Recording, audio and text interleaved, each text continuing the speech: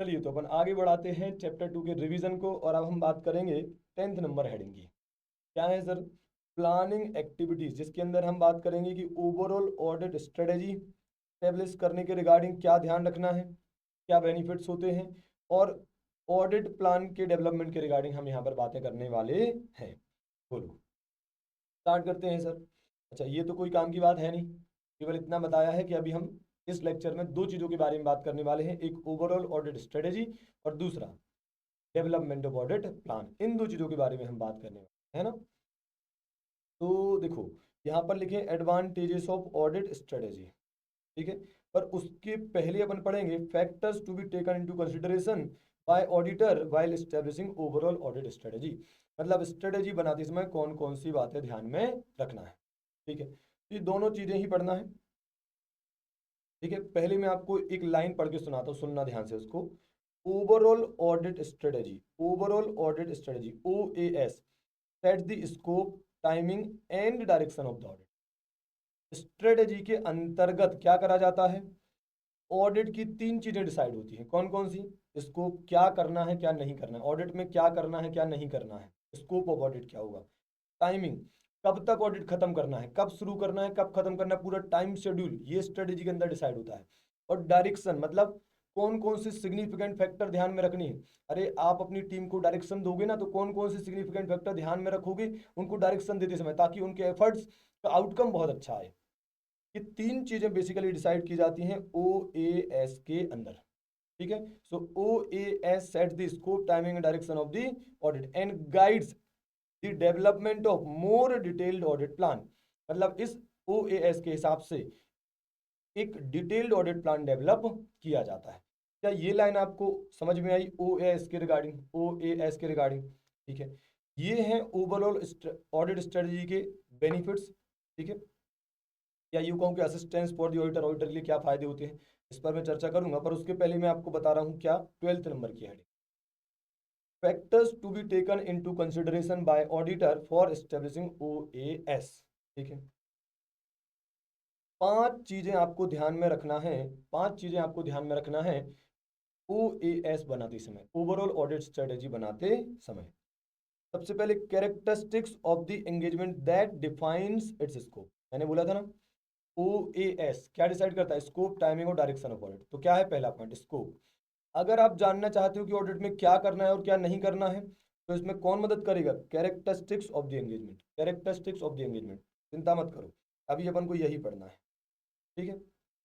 दूसरा, ascertain the reporting objective of the engagement, मतलब एक तरीके से टाइमिंग डिसाइड करने के लिए कब तक रिपोर्ट बनाकर देनी है, कब से ऑडिट शुरू करना है, कब कब कम्युनिकेशन करना है, कब कौन कौन सी टाइप की रिपोर्ट देनी है, कब तक फाइनल रिपोर्ट बना के देनी है, ठीक है। तो हमें ऑडिट स्ट्रेटेजी बनाते समय क्या क्या ध्यान रखना है? Characteristics of the engagement that defines its scope, ascertain the reporting objectives of the engagement, चाहो तो आगे लिख सकते हो that defines the timing of audit, ठीक है। फिर consider the factors that are significant in directing the engagement team efforts. समझ रहे हो आप? ये तीनों शब्द दिख रहे हैं आपको, scope, timing and direction of the audit. तो OAS तीन चीजें डिफाइन कर देता है, सेट कर देता है, स्कोप, टाइमिंग और डायरेक्शन।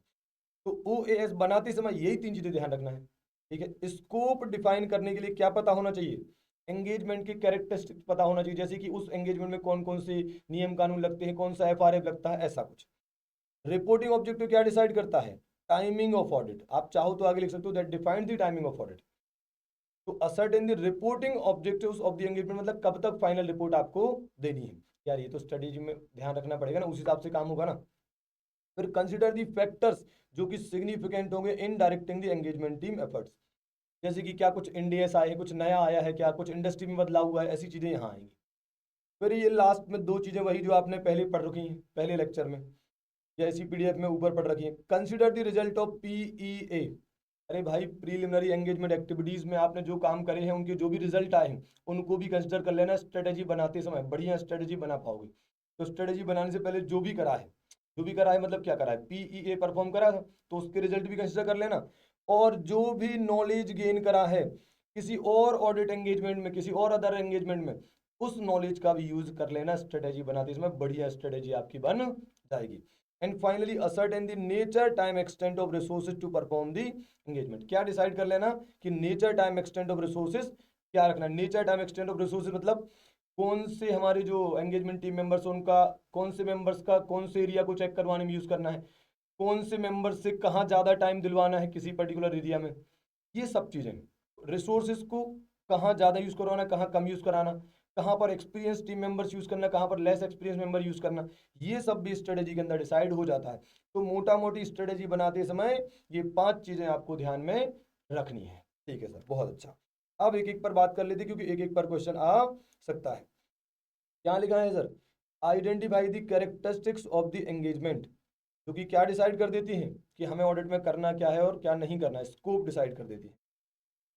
क्या लिखा है sir, it is important for the auditor to identify scope of engagement. ठीक है, only a well defined scope can lead to establishment of a sound audit strategy. अच्छा ओएएस बनाना है तो आपको पता होना चाहिए कि आपको करना क्या है, वेल डिफाइंड स्कोप क्या करना है। उस अगर यही पता नहीं होगा तो स्ट्रेटेजी क्या बनाओगे यार, है ना। ठीक है, तो there are many characteristics of the engagement defining its scope. क्या क्या कैरेक्टरिस्टिक्स हो सकते हैं किसी ऑडिट पे एंगेजमेंट की, किसी एंगेजमेंट की क्या क्या कैरेक्टरिस्टिक्स हो सकते हैं। पहला, नेचर ऑफ बिजनेस सेगमेंट, कौन कौन से सेगमेंट में काम करती है एंटिटी जिसका ऑडिट हमें करना है, कौन कौन से सेगमेंट में काम करते हो, क्या क्या करते हो, क्या कोई ऐसे काम भी करते हो जिसको मैं ढंग से चेक नहीं कर पाऊंगा या मुझे स्पेशल नॉलेज की जरूरत पड़ेगी या एक्सपर्ट की जरूरत पड़ेगी, तो मुझे क्या करना है, तो मैं मुझे चेकिंग करनी है तो मैं तुमसे पूछूंगा तुम करते क्या क्या हो, ऑब्वियसली वो मुझे चेक करना पड़ेगा, है ना। तो nature of business segment to be audited including the need for specialised knowledge. दूसरा, कौन सा एफआरएफ लगता है, कौन से नियम कानून लगते हैं, बैंकिंग रेगुलेशन एक्ट के शेड्यूल 3 के हिसाब से फाइनेंशियल स्टेटमेंट बनते हैं, या कंपनी एक्ट के शेड्यूल 3 के हिसाब से फाइनेंशियल स्टेटमेंट बनते हैं, या किसी और तरीके से बनते हैं, एएस लगते हैं कि इंडियस लगते हैं। तो कौन सा एफआरएफ लगता है, जो एफआरएफ लगता होगा वो मुझे चेक करना पड़ेगा। तो मेरा स्कोप ऑफ ऑडिट क्या होगा, ये इस पर डिपेंड करता है कि तुम्हारे ऊपर क्या अप्लाई होता है। जो तुम्हारे ऊपर अप्लाई होता होगा वही मुझे चेक करना पड़ेगा कि वो ढंग से अप्लाई करा कि नहीं। फिर क्या इंडस्ट्री की कोई स्पेसिफिक रिक्वायरमेंट है, ओह बैंकिंग इंडस्ट्री से हो तो फिर तो आरबीआई के सारे सर्कुलर्स, दुनिया भर के जो भी गाइडलाइंस उनकी आती हैं, डायरेक्शंस आते हैं, वो सब फॉलो करने पड़ते होंगे, कितने स्ट्रिक्ट कंप्लाइंस करने होंगे, तो वो भी मुझे चेक करना है कि वो सारे कंप्लाइंस करे या नहीं। तो industry specific requirement required by industry regulators, जैसे कि बैंकिंग इंडस्ट्री में आरबीआई, एनपीए के रिगार्डिंग प्रोविजनिंग सही से करी कि नहीं करी, जैसा आरबीआई ने बोला वैसे प्रोविजनिंग करी कि नहीं करी, वैसे उस रेट से प्रोविजन बनाए या नहीं बनाए, वो सब बात है। और लास्ट है expected use of audit evidence obtained in previous audit. ओ हो, लास्ट ईयर मैंने चेक करे थे इंटरनल कंट्रोल किसी एरिया में और वो इंटरनल कंट्रोल बहुत स्ट्रॉन्ग थे। तो पिछले साल कंट्रोल किसी एरिया में स्ट्रॉन्ग थे, इस बात के एविडेंस मेरे पास हैं। तो इस बार के ऑडिट पे क्या फर्क पड़ेगा, फर्क ये पड़ेगा कि हो सकता है मैं डिसाइड करूं कि इस बार ना जब वो वाले एरिया को चेक करने की बात आएगी तो उस एरिया के इंटरनल कंट्रोल में चेक नहीं करूंगा। क्यों नहीं करूंगा, कि लास्ट ईयर मैंने उस एरिया के कंट्रोल चेक करे थे और वो कंट्रोल सही थे। तो जो इस साल का स्कोप ऑफ ऑडिट, मुझे क्या करना है क्या नहीं करना, ये पिछले साल के एविडेंस भी हेल्प कर रहे हैं। अगर पिछले साल मुझे पता होता कि इस एरिया के कंट्रोल ज़्यादा अच्छे नहीं है तो शायद इस बार मैं फिर से उसके कंट्रोल चेक करता। तो मैं इस बार क्या कर रहा हूँ नहीं कर रहा हूँ, ये पिछले साल की ऑडिट पर भी डिपेंड करता है कि उस साल मुझे क्या मिला, उस साल मेरी एविडेंस क्या कहते हैं, कोई एरिया में प्रॉब्लम ज़्यादा थी या कम थी। अगर किसी एरिया में प्रॉब्लम ज़्यादा होगी तो इस साल वो एरिया फिर से दोबारा उतनी ही डेप्थ के साथ चेक करना पड़ेगा, अदरवाइज नहीं करना पड़ेगा, कम में भी काम चल जाएगा। बताओ बताओ बताओ, एक एंगेजमेंट के 4 कैरेक्टरिस्टिक्स हो सकते हैं, एक एंगेजमेंट के 4 कैरेक्टरिस्टिक्स कौन कौन से। नेचर ऑफ बिजनेस सेगमेंट, कौन कौन सी चीजों में काम करते हो, क्या किसी काम को चेक करने में मुझे स्पेशलाइज नॉलेज लगेगा, कौन सा एफआरएफ लगता है, इंडस्ट्री स्पेसिफिक रिक्वायरमेंट क्या है जो तुम्हारे ऊपर अप्लाई होती हैं, और expected use of audit evidence obtained in previous. बहुत बढ़िया। फिर क्या लिखा है, ascertain the reporting objectives of the engagement team to plan the timing of the audit, लिखा है ना। तो timing of the audit and the nature of communication required, इसके अंदर क्या है सर, लिखा है the ascertaining of reporting objectives of engagement team helps the auditor to plan the timing of different audit procedure and also nature of communication।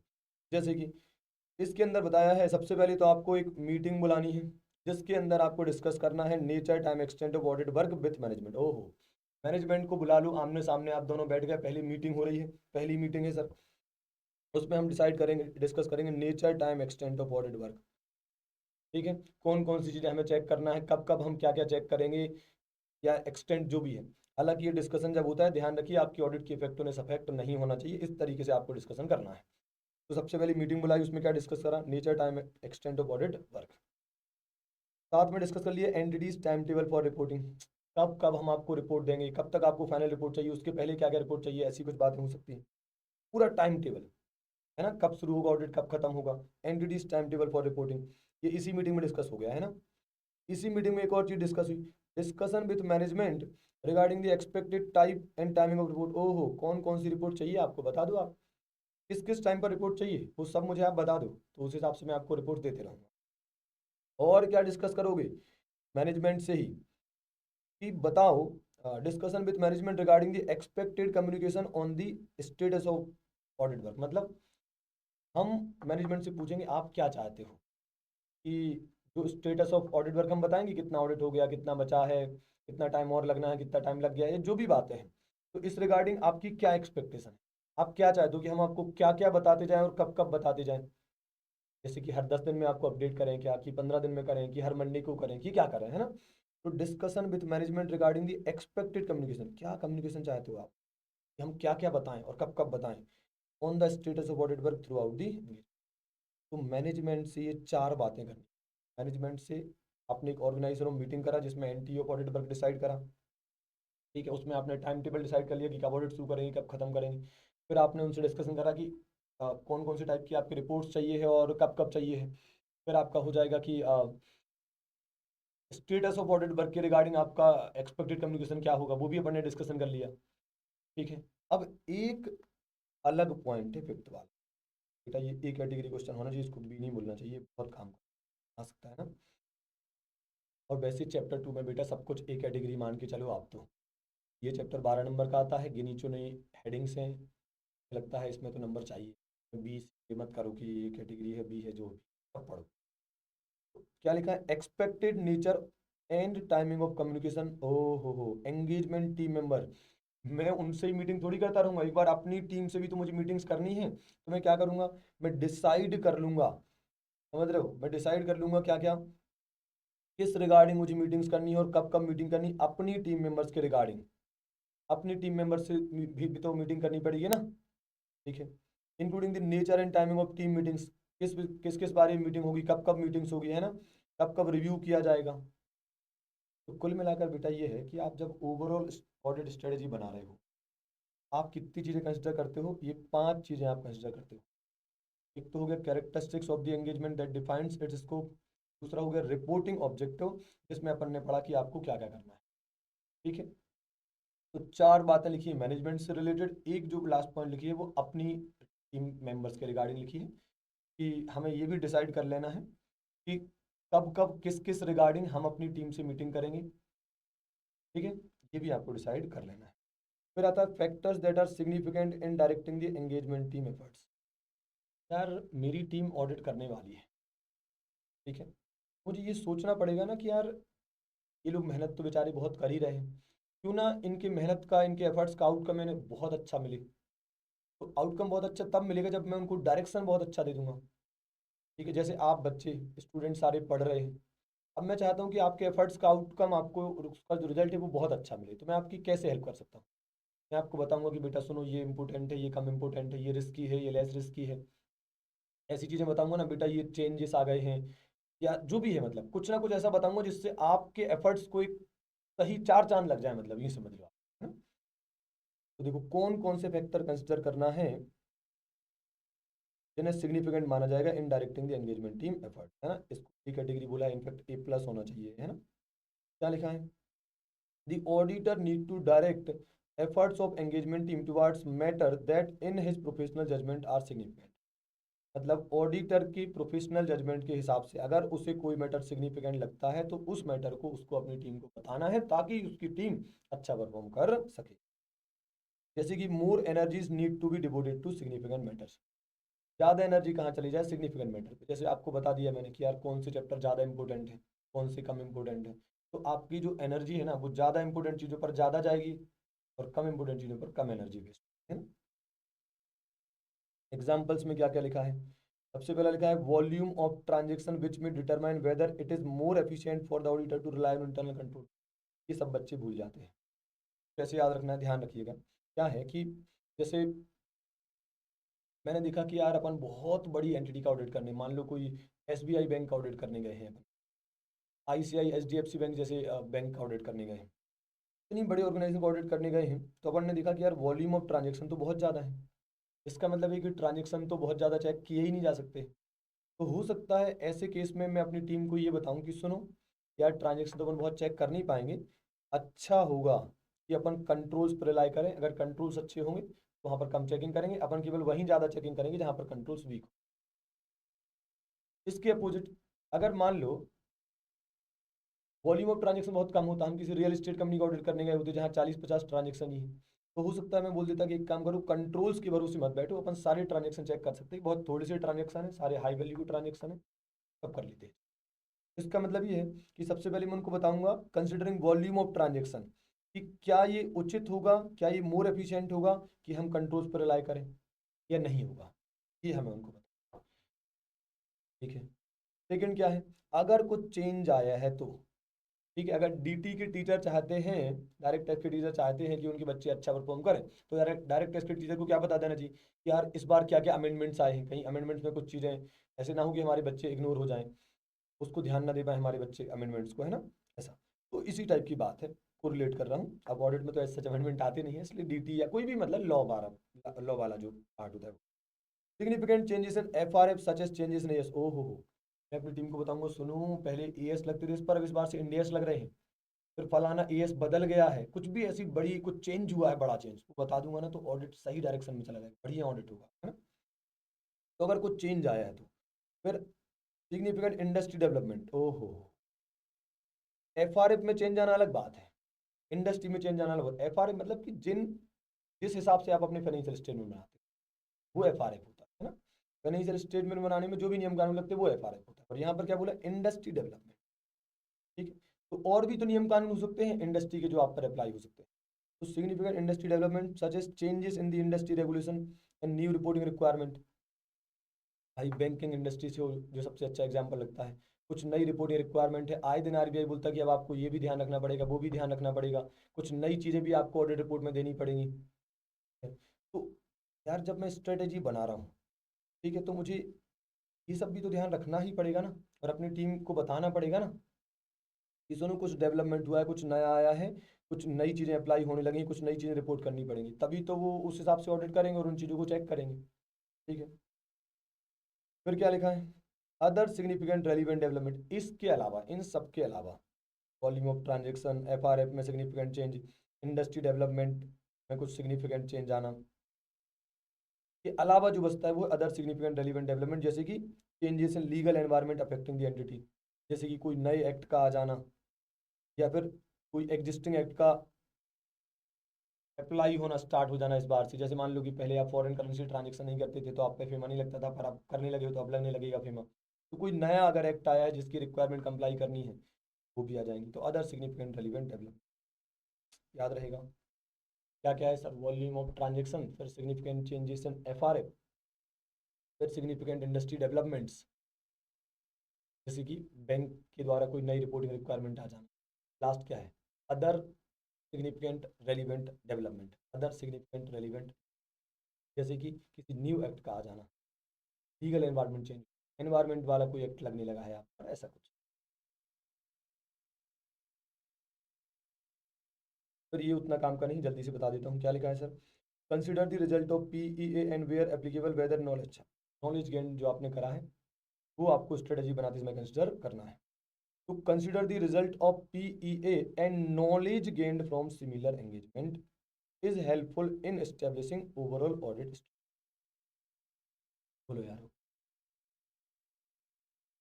तो यार आप जब ओवरऑल ऑडिट स्ट्रेटेजी बना रहे हो, तो आपको जो प्रिलिमिनरी एंगेजमेंट एक्टिविटीज परफॉर्म करी हैं उनके जो रिजल्ट आए थे वो कंसिडर करना है, और जो भी आपको नॉलेज दूसरे ऐसे इसी टाइप के जो ऑडिट एंगेजमेंट परफॉर्म करे हैं उनसे जो नॉलेज मिला है वो भी, तो यार कितना सही है यार। स्ट्रेटेजी बना रहे हो तो जो भी पहले आपने ज्ञान प्राप्त किया है, जो भी नॉलेज आपने गेन करा है, चाहे सिमिलर एंगेजमेंट परफॉर्म करते समय या पीईए के जो रिजल्ट आए हैं, वो सब आप कंसिडर कर लोगे तो आपकी स्ट्रेटेजी बढ़िया बन जाएगी ना। तो जैसे कि result of previous audits that involve evaluating the operating effect on of operating effectiveness of internal control. ओहो, पिछली बार आपने इंटरनल कंट्रोल चेक करे थे और मान लो वो बहुत इफेक्टिव थे, तो स्ट्रेटेजी उस हिसाब से बनाएंगे ना कि जिन एरिया में इंटरनल कंट्रोल इफेक्टिव थे उस एरिया के लिए क्या करना है, जिसमें नहीं थे उसके लिए क्या करना है। तो कहीं ना कहीं लास्ट ईयर में जो भी आपने देखा है ऑडिट में, जो भी ये ऑडिट में या किसी और एंगेजमेंट में जो भी आपने सीखा है, उस नॉलेज को आप यूज कर सकते हो स्ट्रेटेजी बनाने में। तो मान लो पिछली बार आपने किसी एंटिटी का ऑडिट किया है, तो क्या लिखा है, result of previous audit that involve evaluating the operating effectiveness of internal control. जैसे कि किस किस टाइप की डेफिशिएंसीज मिली थी, उस पर इन लोगों ने क्या एक्शन लिए हैं। इमेजिन करो लास्ट ईयर मैंने इंटरनल कंट्रोल की ऑपरेटिंग इफेक्टिवनेस चेक करी और मुझे उसमें बहुत सारी कमियां मिली। मैंने उनको सजेशन दिया कि आप ये एक्शन लो और इस कमी को दूर करो। अब इस बार जब मैं स्ट्रेटेजी बना रहा हूँ तो पहले मैं ये देख लूंगा कि जो डेफिशिएंसीज मैंने इनको बताई थी वो क्या इन्होंने ट्रेस कर ली हैं, या कोई एक्शन लेके उन कमियों को दूर कर दिया है, तो उस हिसाब से स्ट्रेटेजी बनाऊंगा। और नहीं तो अदरवाइज कुछ स्ट्रेटेजी बनानी पड़ेगी, है ना। रिजल्ट ऑफ प्रीवियस ऑडिट काम में आते हैं इस बार स्ट्रेटेजी बनाते समय। फिर द मैनर, ये थोड़ा अजीब तरीके से लिखा है, in which auditor emphasises the engagement team members the need to maintain a questioning mind and to exercise professional scepticism in gathering and evaluating audit evidence. आपको स्ट्रेटेजी बनाते समय ये भी ध्यान रखना है, ये बात भी कंसिडर करना है कि कैसे, किस मैनर में, किस तरीके से आप अपनी एंगेजमेंट टीम मेंबर्स को बताओगे कि आपको क्वेश्चनिंग माइंड मेंटेन करना है, आपको प्रोफेशनल स्केप्टिसिज्म का एटीट्यूड मेंटेन करना है व्हाइल गैदरिंग और इवैल्यूएटिंग ऑडिट एविडेंस। मतलब यार कैसे कर सकते हैं, जैसे मान लो अपन ने अपनी टीम से बोल दिया यार आपको ना प्रोफेशनल स्केप्टिसिज्म का एटीट्यूड मेंटेन करना है, आपको अलर्ट रहना है, आपको क्वेश्चनिंग माइंड रखना है। क्या केवल ये बोलने से काम हो जाएगा? नहीं होगा। आपको बाय एग्जाम्पल या हो सकता है रिटर्न कम्युनिकेशन आपको करना पड़ जाए कि यार सुनो आपको इन इन चीज़ों के प्रति ध्यान रखना है। तो जैसे मैं बता सकता हूँ कि यार भाई बैंक्स के केस में कहाँ पर गलती हो सकता है कि प्रोविजन की गलत रेट ले लें या कैलकुलेशन में गलती कर दें या सेट की क्लासिफिकेशन में गलती कर दें। समझ रहे हो आप बात को? तो मतलब मुझे उन्हें बताना पड़ेगा कि गलतियां किस टाइप की हो सकती हैं।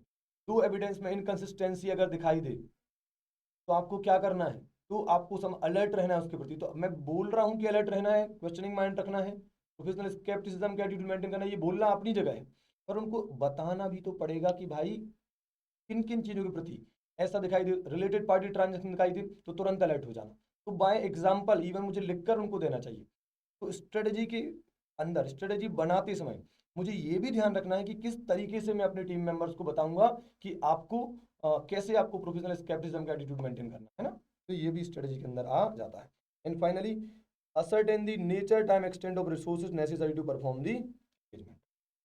इसमें क्या बताया भाई कि ओवरऑल ऑडिट स्ट्रेटेजी बनाते समय आपको रिसोर्सेज का नेचर टाइम एक्सटेंट भी डिसाइड कर लेना है। ओ ए एस बनाते समय आपको रिसोर्सेज का, रिसोर्स मतलब एक सीए फर्म के लिए रिसोर्सेज क्या है, मेन रिसोर्सेज है उसकी टीम के मेंबर्स, है ना। तो उन टीम मेंबर्स का कब कैसे कहाँ यूज करना है, नेचर टाइम एक्सटेंट क्या रखना है, वो भी आपको डिसाइड कर लेना है। जैसे कि एक्सपीरियंस टीम मेंबर्स को असाइन कर सकते हो, आप लगा सकते हो इन एरियाज में जो क्या है रिस्क एरियाज में हम एक्सपीरियंस टीम मेंबर्स को लगाएंगे, वहां पर ज्यादा टाइम देंगे जहां पर रिस्क ज्यादा होगी। तो ऐसी कुछ बातें यहाँ पर आ जाएंगी, इस पर सेपरेट क्वेश्चन तो नहीं बनता। अब आपको पता है इसी पॉइंट से बने हैं benefits of audit strategy. Audit strategy के जो बेनिफिट्स हैं वो पूरे इसी पॉइंट पर focus. Nature time extent of resources to be deployed, देखो ये जो मैंने छोड़ दी। स्टेब्लिशिंग ओ ए एस से क्या असिस्टेंस मिलता है ऑडिटर को, या सिंपल कहो तो एडवांटेज ऑफ, देखो रिसोर्सेस, देखो क्या क्या फायदे हैं ओ ए एस के, है ना। ओवरऑल ऑडिट स्ट्रेटजी के क्या क्या फायदे हैं, resources to deploy for specific audit areas. ये हेल्प मिल जाती है स्ट्रेटेजी बनाने से, ये पता चल जाता है कि कौन से एरिया पर कौन से रिसोर्स लगाने, कौन से एरिया पर कौन से रिसोर्सेज लगाने, कौन से एरिया पर कौन से रिसोर्सेज लगाने। जैसे कि हाई रिस्क एरियाज पर एक्सपीरियंस टीम मेंबर्स लगाना, हाई रिस्क एरियाज पर एक्सपीरियंस टीम मेंबर्स को लगाना है ताकि वो अच्छे से उसको हैंडल कर सके। तो ये क्या हो गया, मैंने बोला था ना nature time extent of resources ना, ठीक है। तो नेचर ऑफ रिसोर्सेस, किस टाइप का रिसोर्स कहाँ लगाना है। Experience team member, nature of resource मतलब किस टाइप का रिसोर्स, तो एक्सपीरियंस टीम मेंबर को कहाँ लगाना है, रिस्क एरिया में लगाना। फिर टाइमिंग देखो आप, when these resources are to be deployed, कब लगाना है, टाइमिंग। क्या एक्सपीरियंस टीम मेंबर को पूरे ऑडिट में बिठा के रखें, या बीच बीच में बुलाएं कट ऑफ डेट्स पे, या कुछ कुछ दिनों के लिए बुला लें, क्या करें, है ना। So when timing, timing timing of these resources are to be deployed, जैसे कि इंटरिम ऑडिट स्टेज, बीच में बुला लेंगे, शुरू में अपन बेसिक काम कर लेते हैं और फिर बुला लेंगे, या फिर कट ऑफ डेट्स, फिर 10 को बुला लिया, फिर 20 को बुला लिया, फिर 30 को बुला लिया, ऐसा। फिर एक्सटेंड, ये हो गया अमाउंट ऑफ रिसोर्सेज, कितने रिसोर्सेज कहाँ लगाना है, एक्सटेंड ऑफ रिसोर्सेज, तो अमाउंट ऑफ रिसोर्सेज या number of resources to allocate specific audit areas, जैसे कि कितने टीम मेंबर असाइन करें इन्वेंट्री काउंट पर जो मटेरियल लोकेशन पर है, तो जहाँ पर ज़्यादा इन्वेंट्री रखी है वहाँ के लिए कितने मेंबर्स भेजें। ओबियसली जहाँ पर मटेरियल इन्वेंट्री रखी है, जहाँ पर ज़्यादा इन्वेंट्री रखी है वहाँ पर नंबर ऑफ रिसोर्सेज ज़्यादा भेजने पड़ेंगे, जहाँ इमटेरियल इन्वेंट्री रखी है वहाँ नंबर ऑफ रिसोर्सेज कम लगेंगे, समझ रहे हो ना। ठीक है, so nature time extend of resources, last में आ जाएगा क्या, how such resources how such resources are managed, directed and supervised. पहले तो ये कचरा साफ, how such resources are managed, directed and supervised. अब ये जो मेरी टीम है, मेरे रिसोर्सेज हैं, तो जब मैं अच्छी स्ट्रेटेजी बनाऊंगा ना और उसमें ये सब चीज़ें डिसाइड कर लूंगा जो ऊपर डिसाइड करी हैं, तो इस हिसाब से तो मेरे रिसोर्सेज बहुत अच्छे तरीके से मैनेज हो गए, बहुत अच्छे से डायरेक्शन मिल गया उनको, बहुत अच्छे से सुपरवाइज हो गए, सब चीज़ें मैंने उनको बता दी हैं। तो एक अच्छी स्ट्रेटेजी बनाने की वजह से आपके रिसोर्सेज अच्छे से मैनेज हो जाते हैं, उनको डायरेक्शन अच्छे मिल जाते हैं, उनको सुपरविजन अच्छे से हो जाता है। जैसे कि when team briefing and debriefing meetings are expected to be held, इसके अंदर अपन ये डिसाइड कर लेते हैं कि यार कब हम ब्रीफ करने के लिए मीटिंग बुलाएंगे, कि टीम मेंबर्स आ जाओ हम तुमको बता देते कैसे क्या करना है, फिर हम तुमको वापस बुलाएंगे डीब्रीफ करने के लिए, बताओ तुमने क्या क्या कैसे कैसे करा है, ऐसा कुछ। तो बताओ सर कितने फायदे हैं OAS बनाने के, 4 फायदे हैं। Nature time extent of resources, nature of resources मतलब कौन से टाइप के रिसोर्सेज कहाँ लगाना है, एक्सपीरियंस टीम मेंबर को रिस्क एरिया में। दूसरा टाइमिंग, मतलब टाइमिंग मतलब व्हेन टू डिप्लॉय रिसोर्सेज, कब रिसोर्सेज को आपको डिप्लॉय करना है, एम्प्लॉय करना है, लगाना है। So when to apply these resources, interim audit stage पे या फिर की कट ऑफ डेट्स पे। फिर एक्सटेंड मतलब amount of resources to be deployed to specific audit areas, किस एरिया पे कितने रिसोर्सेज लगाएं, रिस्की या इंपॉर्टेंट एरियाज पे नंबर ऑफ रिसोर्सेज ज़्यादा लगाएंगे, जहाँ इन्वेंट्री ज़्यादा रखी होगी वहाँ पर ज़्यादा जो रिसोर्सेज है वो भेजेंगे। और फाइनली ये भी फाइनल हो जाएगा कि हमारे जो रिसोर्सेज हैं वो अब अच्छे से मैनेज हो जाएंगे। स्ट्रेटेजी अगर अच्छी बनाई है, पक्का आपके रिसोर्सेज बहुत अच्छे तरीके से मैनेज हो जाएंगे, सुपरवाइज हो जाएंगे और डायरेक्ट हो जाएंगे, मतलब उनको डायरेक्शन सही, क्योंकि स्ट्रेटेजी में हमारी चीज डिसाइड कर लेते हैं। तो ये हो गए आपके क्या एडवांटेज या बेनिफिट्स, बोलो यार। बस थोड़ा सा और पढ़ लेते हैं, क्या लिखा है sir, development of audit plan. अब हम आ गए हैं ऑडिट प्लान पर। Development of audit plan, what it include, इसके अंदर क्या क्या इंक्लूड होता है। देखो क्या लिखा है, ध्यान देना। इस देखो सी कैटेगरी मैंने लिख दिया है यार, पर नहीं लिखना चाहिए, माफी चाहता हूँ। चैप्टर 2 में सब एक कैटेगरी मानो यार, 12 नंबर का आता है, गिनी चुनी हेडिंग्स है ना।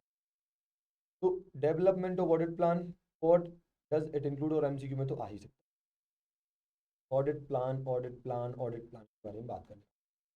सबसे पहले बोला है gaining knowledge of client business is one of the foremost requirement to develop audit plan. अगर एक अच्छा ऑडिट प्लान डेवलप करना चाहते हो तो सबसे बड़ी रिक्वायरमेंट ये है कि आपको क्लाइंट के बिजनेस का नॉलेज होना चाहिए। अच्छा प्लान आप लाइफ में तभी बना सकते हो जब आपको सामने वाली चीज़ों का ज्ञान अच्छा। अच्छा ऑडिट प्लान तभी बना पाओगे जब आपको सामने वाली एंटिटी के बारे में जानकारी बहुत अच्छी से। ऑडिट प्लान में क्या क्या इंक्लूड होता है, इसमें इंक्लूड होता है description of nature time extent of plan wrap. भाई ऑडिट प्रोसीजर में हम एक तो रैप लगाते हैं और एक फैप लगाते हैं, तो जो रैप लगाने वाले हैं उसका nature time extent of audit procedure क्या होगा। ठीक है, तो रैप का नेचर टाइम एक्सटेंट क्या होगा वो डिसाइड कर लेंगे प्लानिंग में, फैप का नेचर टाइम एक्सटेंट क्या होगा वो डिसाइड कर लेंगे। इसके अलावा अदर प्लान्ड ऑडिट प्रोसीजर भी डिसाइड कर लेंगे जो कि किसी ऐसे के कंप्लायंस के लिए रिक्वायर्ड है, that are required to be carried out so that engagement complies with the सब। तो ऑडिट प्लान के अंदर 3 चीजें आती हैं, रैप का एनटी क्या होगा, पैप का एनटी क्या होगा। कुल मिलाकर आप देखो पूरी ऑडिट का ही नेचर टाइम एक्सटेंट डिसाइड हो गया। और other audit other plan audit procedure भी आ जाएंगी जो कि रिक्वायर्ड है to comply with the requirements of SS. Finally ध्यान रखिए ऑडिट प्लान ज़्यादा डिटेल में होता है देन ओवरऑल ऑडिट स्ट्रेटजी। एक है मतलब क्या पता कभी आ जाए ऐसे ऐसी कुछ। फिर क्या लिखा है, relationship between the audit strategy and audit plan. ध्यान से सुनिए, एएस मतलब ऑडिट स्ट्रेटजी, एपी मतलब ऑडिट प्लान, इन दोनों में क्या रिलेशन। ऑडिट स्ट्रेटजी एक ब्रॉड ओवरऑल अप्रोच प्रोवाइड करते हैं। ऑडिट स्ट्रेटजी एक ब्रॉड ओवरऑल अप्रोच है, में छोटी छोटी डिटेल्ड बातें नहीं होती है, बस मोटी मोटी बातें, मोटी मोटी इंपॉर्टेंट और कम बातें होती है। तो broad overall approach. Audit plan addresses the various matter identified in audit strategy. Audit strategy में जो चीज़ें आपने डिसाइड करी हैं, जो मैटर डिसाइड करें, उनको एड्रेस किया जाता है ऑडिट प्लान। फिर audit strategy determines what, scope, timing and direction of audit. Audit plan में क्या है, how strategy is going to be implemented. Audit plan में हम ये डिसाइड करते हैं कि कैसे स्ट्रेटजी को इम्प्लीमेंट किया जाए। ऑडिट प्लान मोर डिटेल्ड होता है देन ऑडिट स्ट्रेटजी। एक बार ओएस बन जाए, once the OS has been made, an audit plan can be developed to address the matters identified. जो मैटर आपने ओएस में डिसाइड करे हैं उनको एड्रेस करने के लिए आप क्या बना लेते हो, ऑडिट प्लान। फिर ऑडिट स्ट्रेटजी और audit plan not necessarily discrete और सिक्वेंशियल प्रोसेस। जरूरी नहीं कि सीक्वेंस में होगा, पहले ये आएगा फिर ये आएगा, है ना। But are closely interrelated. भैया ये क्लोजली इंटरलेटेड है, इसका मतलब ये हुआ कि अगर एक में चेंज होता है, चेंजेस इन वन में result in consequential change to other. ऐसा भी हो सकता है कि प्लान में चेंज हो इसलिए स्ट्रेटजी में चेंज हो, तो आप ऐसा मत मान के चलना कि ये सिक्वेंस में ही चलेंगे। नॉर्मली सिक्वेंस ये है कि पहले स्ट्रेटजी फिर प्लान, लेकिन कभी कभी हालात ऐसे भी बन सकते हैं कि प्लान में चेंज करना पड़े, उस अकॉर्डिंग स्ट्रेटजी में चेंज करना पड़े। ठीक है सर। फिर 15 में क्या लिखा है, overall audit strategy and the audit plan. इसकी रिस्पॉन्सिबिलिटी ऑडिटर की रिस्पॉन्सिबिलिटी कोई काम का नहीं है, फिर भी बोल दे रहा हूँ। ऑडिटर में discuss element of planning with entities management. अच्छा, ऑडिटर एंटिटी के मैनेजमेंट से अपने प्लानिंग के एलिमेंट डिस्कस कर सकता है। ध्यान रखिए, without compromising effectiveness of audit. ये मैं ऑलरेडी आपको बता चुका हूँ, ऊपर ही कवर। फिर क्या लिखा, changes to planning decision during the course of audit. ओ हो, ये ना की पॉइंट मैंने यहाँ पर लिख दिया। आप बताओ, एक बार आपने प्लानिंग कर ली फिर क्या कभी चेंज नहीं करोगे? नहीं, पर ऐसा थोड़ी होता है, चेंज करना भी पड़ सकता है ना। प्लानिंग वैसे भी कंटिन्यूस प्रोसेस है, आज प्लान कर लिया, हो सकता है बाद में चेंज करना पड़े। तो इस रिगार्डिंग आपको बताना है कि ऐसा क्यों होगा, हो ना। कभी कुछ अनएक्सपेक्टेड इवेंट हो गया तो आपको प्लान में चेंज करना पड़ सकता है। कंडीशंस बदल गई, हालात बदल गए भाई। फिर the audit evidence obtained from the result of audit procedure. आपने जब ऑडिट शुरू करा, ऑडिट प्रोसीजर लगाई, तो उनसे जो ऑडिट एविडेंस ऑब्टेन हुई उनको देखकर तुम्हें ऐसा लग रहा है कि यार मुझे प्लान में चेंज करना पड़ेगा। जैसे कि तुमने ऑडिट प्रोसीजर लगाई और तुम्हें एविडेंस मिले कि कुछ फ्रॉड हुआ है, तो हो सकता है कि तुम्हें क्या करना पड़े, अपनी पूरी प्लानिंग में चेंज करना पड़े। ये आपने इस हिसाब से प्लानिंग की थी कि फ्रॉड नहीं होगा, लेकिन फ्रॉड मिला, फिर हर की जगह फ्रॉड मिली है, फ्रॉड मिली है, तो फिर तो आपको अपनी शायद प्लानिंग में ही चेंज करना पड़ जाए, है ना, ऐसा। फिर अगर कोई ऐसा केस बनता है जिसके अंतर्गत मान लो आपको कोई ऐसी इन्फॉर्मेशन मिलती है, ऑडिटर के अटेंशन में ऐसी कोई इन्फॉर्मेशन आती है जो अलग है significantly from the information available when the auditor plan the audit position. मतलब जब मैंने प्लानिंग की थी तब जो मेरे पास इन्फॉर्मेशन थी उससे बहुत ज़्यादा डिफरेंट इन्फॉर्मेशन मुझे आज मिली है, अब मुझे प्लान में बदलना पड़ेगा यार। जब प्लान बनाया गया था तब की इन्फॉर्मेशन के हिसाब से अब कोई नई इन्फॉर्मेशन मिली है जो पहली वाली इन्फॉर्मेशन से बहुत ज़्यादा डिफर करती है, तो उस अकॉर्डिंग प्लान बनाना पड़ेगा। तो चार चीज़ें हैं, ध्यान रखिएगा, है ना। Unexpected event, change in conditions, audit evidence obtain from the result of audit procedure. Obviously audit evidence हमेशा काय का रिजल्ट होते हैं, ऑडिट प्रोसीजर के रिजल्ट तो होते हैं, ऑडिट प्रोसीजर लगाते हैं तो एविडेंस मिलते हैं। फिर ऐसा कोई केस जिसके अंदर आपको कोई ऐसी इन्फॉर्मेशन मिली है जो सिग्निफिकेंटली डिफर करती है उस इन्फॉर्मेशन से जो आपके पास प्लानिंग के टाइम पर अवेलेबल थी, है ना। ओके, 17, क्योंकि इस लेक्चर का लास्ट हेडिंग है, अगला पार्ट जो है वो अपन थर्ड लेक्चर में। Nature time extent of DSR of engagement team very depending on many factors. Important है भाई, मोस्ट टाइम पे A+। Nature time extent of DSR of engagement team. बताओ, मेरी एंगेजमेंट टीम है, उसको उसका डीएसआर करना है, मुझे उसको डायरेक्शन देना है, उसके काम को सुपरवाइज करना है, उसके काम को रिव्यू करना है। फिर से बोल रहा हूँ, मेरी एंगेजमेंट टीम है, मुझे उनके काम को डीएसआर करना पड़ेगा, डायरेक्शन देना पड़ेगा, सुपरवाइज करना पड़ेगा, रिव्यू करना पड़ेगा। सवाल ये कि डीएसआर का एनटीई क्या होगा, नेचर टाइम एक्सटेंड क्या होगा, मतलब मैं किस ज़्यादा डीएसआर करूंगा कि कम डीएसआर करूंगा, ज़्यादा एफर्ट्स लगाऊंगा डीएसआर करने में कि कम एफर्ट्स लगाऊंगा, ये किन फैक्टर पर डिपेंड करता है? 4 फैक्टर। 4 लाइन आपको 3 नंबर दिला सकते हैं, इनका कोई एक्सप्लेनेशन नहीं, बस इतना ही है ये, है ना। Size and complexity of the entity, ओहो, अगर हम किसी कॉम्प्लिकेटेड और बड़ी एंटिटी का ऑडिट कर रहे होंगे, जैसे कि रिलायंस जैसी बड़ी एंटिटी का ऑडिट कर रहे होंगे, तो ऐसे केस में हमें अपनी टीम मेंबर्स को ज़्यादा डीएसआर करना पड़ेगा। तो बड़ी एंटिटी है, कॉम्प्लिकेशंस बहुत है, तो डीएसआर ज़्यादा करना पड़ेगा। डीएसआर का नेचर टाइम एक्सटेंड ज़्यादा होगा, ठीक है, ज़्यादा उनको डायरेक्शन देना पड़ेगा, ज़्यादा उनको सुपरविजन करना पड़ेगा उनका, और ज़्यादा उनकी काम का रिव्यू करना पड़ेगा, है ना। अच्छा, वहीं स्मॉल एंटिटी होती, कोई कॉम्प्लिकेशन नहीं है, तो ठीक है, मुझे पता है वो खुद ही कर लेंगे, उनका ज़्यादा डीएसआर करने की जरूरत नहीं। एरिया ऑफ ऑडिट, ओहो, इंपॉर्टेंट एरिया होगा, सिग्निफिकेंट एरिया होगा तो डीएसआर ज़्यादा करना पड़ेगा, और लेस सिग्निफिकेंट इमटेरियल एरिया होगा तो कम डीएसआर का।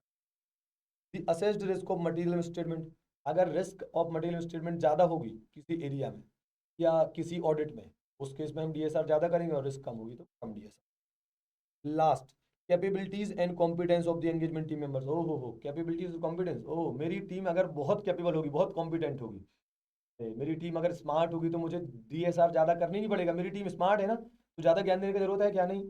और मेरी टीम अगर गधी होगी, होशियार नहीं होगी, स्मार्ट नहीं होगी, तो मुझे डीएसआर ज़्यादा करना पड़ेगा, ज़्यादा समझाना पड़ेगा, ज़्यादा बताना पड़ेगा, ऐसा। क्या आपको समझ में आया बेटा? बहुत अच्छे, ये चैप्टर बहुत स्ट्रांग बनाना है ना। चलिए, बाकी डिस्कशन अपन करेंगे नेक्स्ट लेक्चर। ओके, टाटा, बाय बाय।